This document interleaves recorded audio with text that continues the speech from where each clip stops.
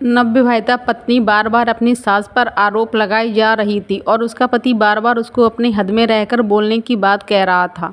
पत्नी थी कि चुप होने का नाम ही नहीं ले रही थी। जितनी बार पति उसको अपनी माँ के विरुद्ध बोलने से मना कर रहा था, उतनी ही बार वह और भी तेजी से चीख चीख कर कह रही थी, मैंने अंगूठी टेबल पर ही रखी थी। जब तुम्हारे और मेरे अलावा कोई और इस कमरे में आया ही नहीं तो अंगूठी आखिर जाएगी कहाँ? हो ना हो माँ जी ने ही उठाई है। अब बात पति की बर्दाश्त के बाहर हो गई तो उसने पत्नी के गाल पर एक तमाचा दे मारा। पत्नी का सिर झंझना उठा, आंखों से आंसू झरझराकर बह उठे।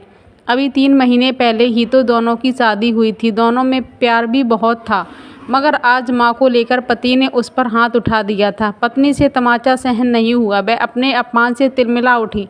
पति से बोली, मेरा इस घर में अगर इतना ही सम्मान है कि सच बोलने पर तमाचा खाना है और तुम्हारी माँ तुम्हारे लिए इतनी अहमियत रखती है तो मैं घर छोड़कर जा रही हूँ। तुम अपनी माँ के साथ ही खुश रहो। पति ने तमाचा मारने के बाद पछतावा महसूस किया, किंतु माँ के लिए पत्नी के गलत आरोप पर उसने अपने किए को मन ही मन में सही मानकर चुप रहना ही उचित समझा।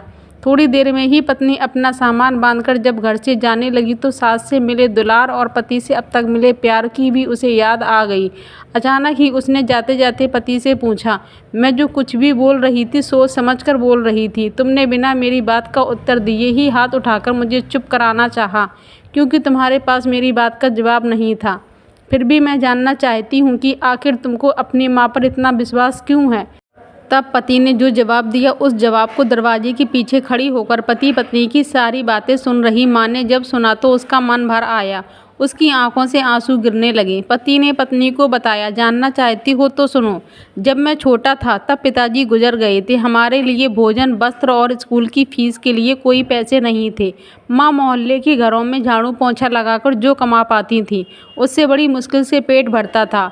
फिर भी माँ ने मेरे लिए सारी व्यवस्था की। माँ एक खुराक खाना बनाकर एक थाली में मुझे परोस देती थी और खाली डिब्बे को ढककर रख कर कहती थी कि मेरी रोटियां इस डब्बे में रखी हैं, बेटा तू खा ले, मैं बाद में खा लूँगी। मुझे पता होता था कि मेरे सामने रखे खाने के अलावा कोई और खाना बचा नहीं है, तो मैं भी हमेशा आधा खाना खाकर बाकी का जानबूझकर छोड़ देता था और कह देता था कि माँ मेरा पेट भर गया है, मुझे और नहीं खाना है। फिर माँ मेरे आगे से बचा हुआ खाना खा लेती थी। इसी तरह माँ ने मेरी झूठी बची थाली खाकर मुझे पाला पोसा और बड़ा किया। आज मैं 2 रोटी कमाने लायक हो गया हूँ तो यह कैसे भूल सकता हूँ कि जिस माँ ने उम्र के इस पड़ाव पर अपनी इच्छाओं को मारा है, वही माँ उम्र के इस पड़ाव पर किसी अंगूठी की चोरी करेगी क्या? यह तो मैं कभी सोच भी नहीं सकता। तुम तो केवल 3 महीने से मेरे साथ हो, जबकि मैंने तो अपनी माँ की तपस्या को पिछले 25 वर्षों से देखा है।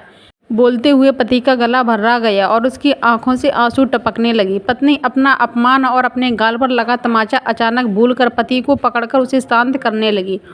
उधर दरवाजे के पीछे खड़ी माँ बेटे की बातें सुनकर यह समझ नहीं पा रही थी कि बेटा उसकी आधी रोटी का कर्ज चुका रहा है, यह वह बेटे की आधी रोटी का कर्ज।